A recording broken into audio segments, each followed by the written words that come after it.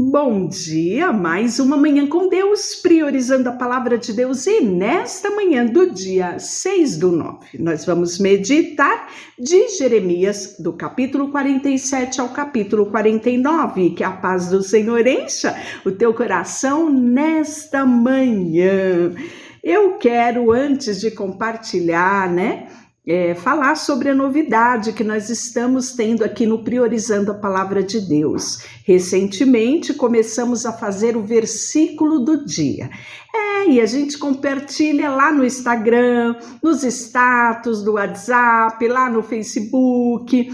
Compartilhamos o versículo do dia e esse versículo do dia, ele é retirado da nossa meditação. Então, o versículo do dia de hoje vai estar contido nessa sequência do Jeremias 47 ao 49. Já dando a dica para você, o nosso versículo do dia está lá em Jeremias 46, versículo 27 e 28. Depois você olha lá no meu perfil no Instagram, Rubenita Leão, e é a oportunidade de você mandar para os seus amigos, você compartilhar no grupo da família, fazer propagar a palavra de Deus, fazer com que as pessoas recebam uma porção da palavra de Deus. E mais uma novidade que eu quero compartilhar com você, talvez você já tenha visto alguns, Nós estamos também tendo o versículo do dia sinalizado para os nossos irmãos, que são surdos,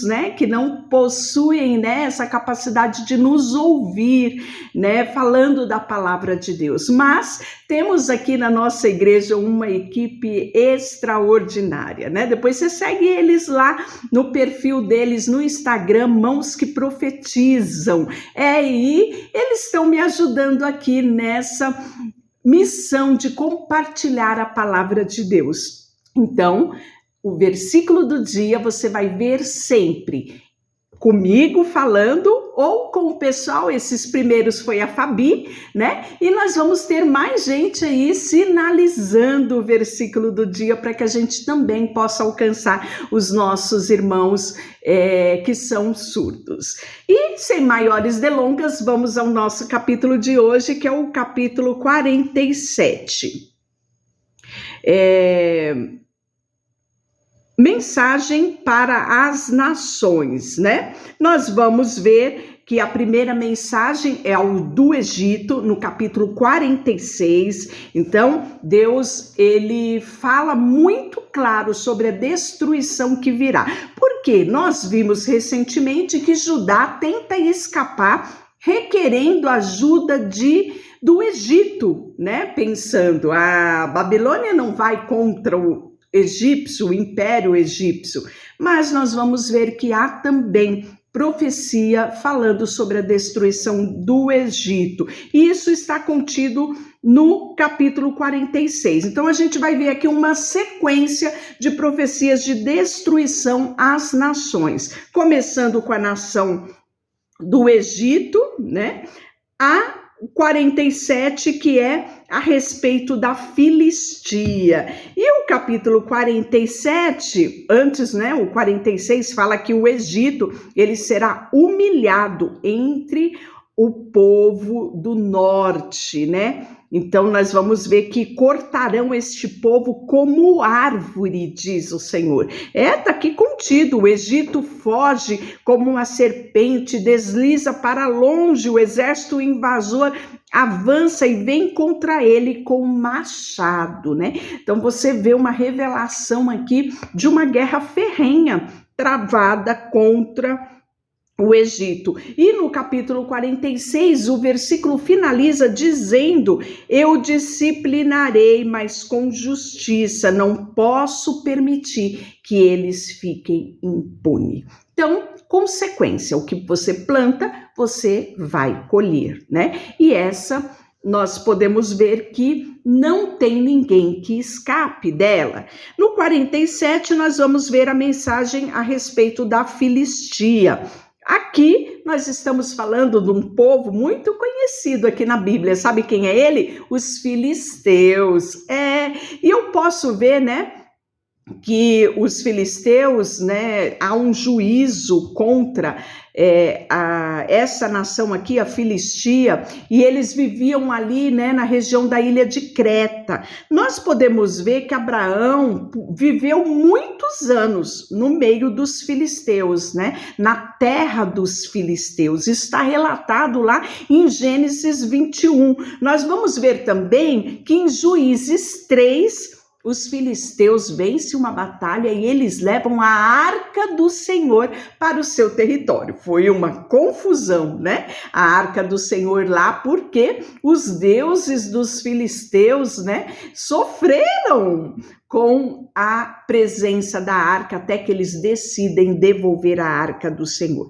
E isso me faz refletir que muitos hoje são como os filisteus. Sabe por quê? Porque os filisteus tiveram oportunidade de conhecer a Deus através de Abraão, o nosso pai na fé. Ele viveu no meio dos filisteus por muitos anos e eles puderam, né, ver quem era Abraão, o Deus de Abraão, quem Abraão servia.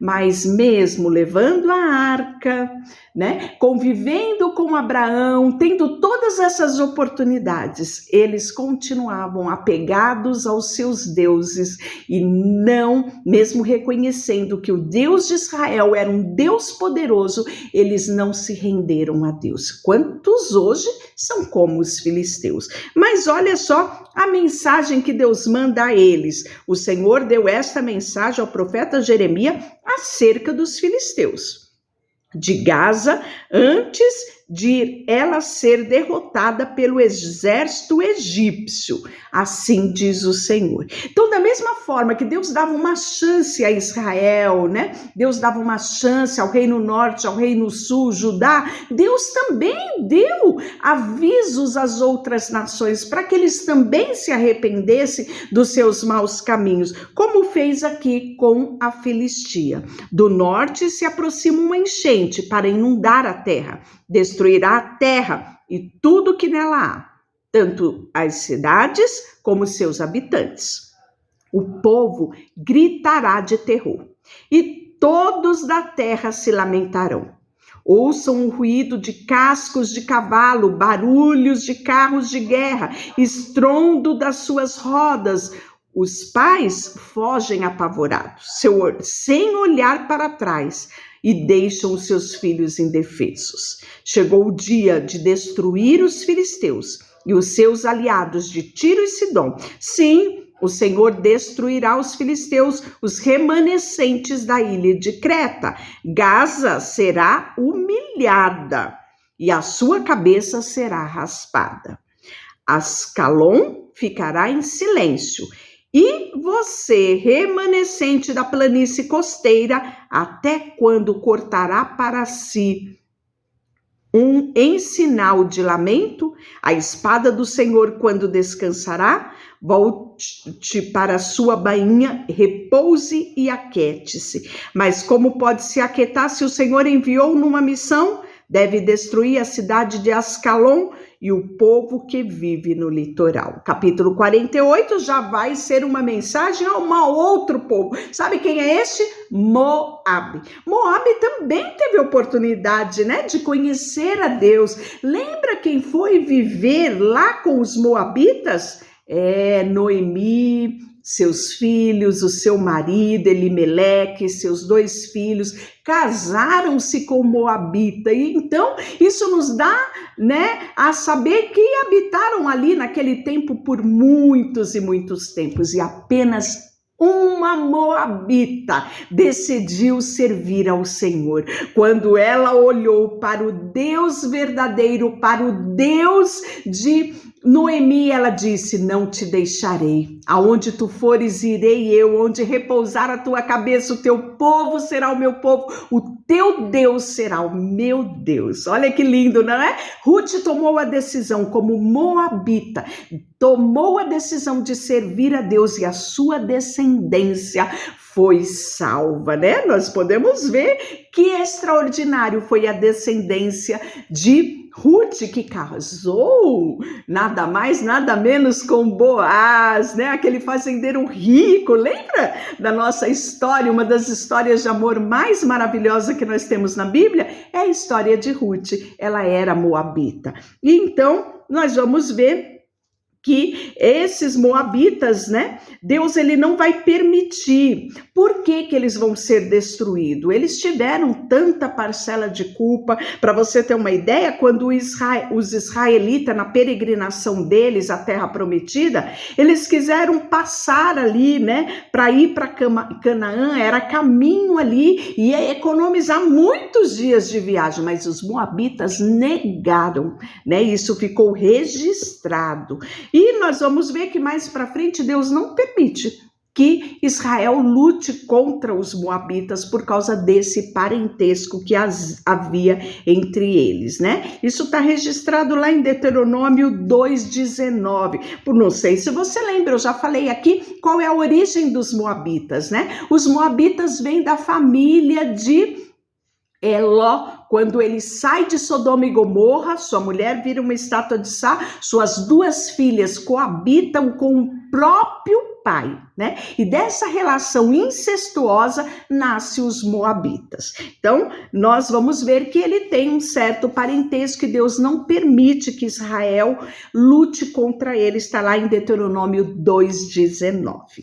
E aí, aqui a mensagem a respeito dos moabitas. Esta mensagem acerca de Moabe, porque assim diz o Senhor dos Exércitos, o Deus de Israel, que a aflição espera a cidade de Nebo, logo ela estará em ruína. A cidade de Quiri-Ataim será humilhada e conquistada, e a fortaleza será envergonhada e derrubada. Ninguém mais se orgulhará de Moabe, pois em Esbom tramam destruí-la. Dizem, venha, vamos acabar com aquela nação.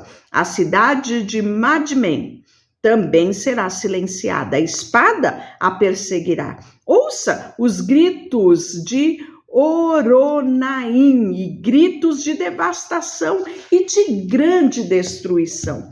Toda a terra de Moabe está destruída. Então nós vamos ver, né, que é muito claro essa destruição de tudo. Veja novamente ele falando no versículo 8, todas as cidades serão destruídas e ninguém escapará, nem os planaltos, nem nos vales, pois o Senhor falou. Quem dera Moabe tivesse asas para que pudesse voar para longe, pois suas cidades ficarão desertas sem nenhum habitante. Desde o início de sua história, Moabe viveu em paz.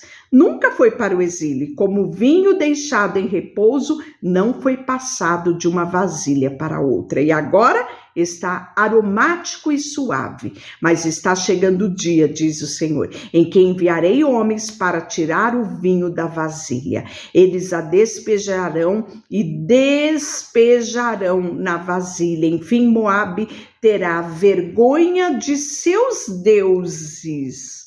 Olha só, né? Agora, porém, Moabe e suas cidades serão destruídas. Seus jovens mais promissores morrerão. Diz o rei cujo nome é o Senhor dos Exércitos, né? A força de Moabe acabou. Está declarado no versículo 25, né? E aí fala assim, que ela cambaleia e caia como um bêbado, pois se rebelou contra o Senhor. Moabe se revolverá no próprio vômito e todos zombarão dela. Vocês não zombaram dos israelitas? Acaso foram encontrados na companhia de ladrões para que os desprezassem dessa forma? Fujam de suas cidades, morem em caverna, habitantes de Moabe, esconda-se como pomba que fazem os seus ninhos nas fendas dos rochedos. Todos nós ouvimos falar do orgulho de Moabe, pois seu orgulho é muito grande. Sabemos de sua soberba, sua arrogância e do seu coração altivo.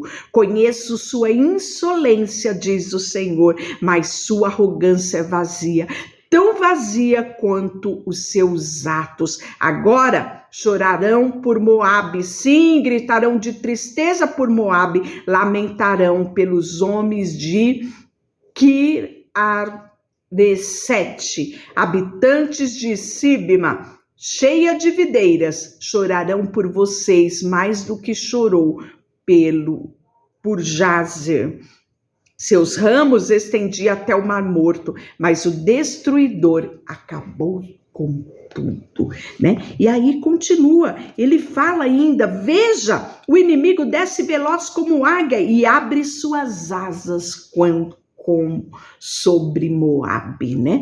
Então é muito forte esta mensagem a Moabe, né? Uma profecia extensa de 47 versículos falando em detalhes sobre a destruição de Moabe. E aí, o capítulo 49 é uma mensagem de Amon, a respeito de Amon, né? E então nós vamos ver que aqui nós tivemos uma relação de 5 povos, né?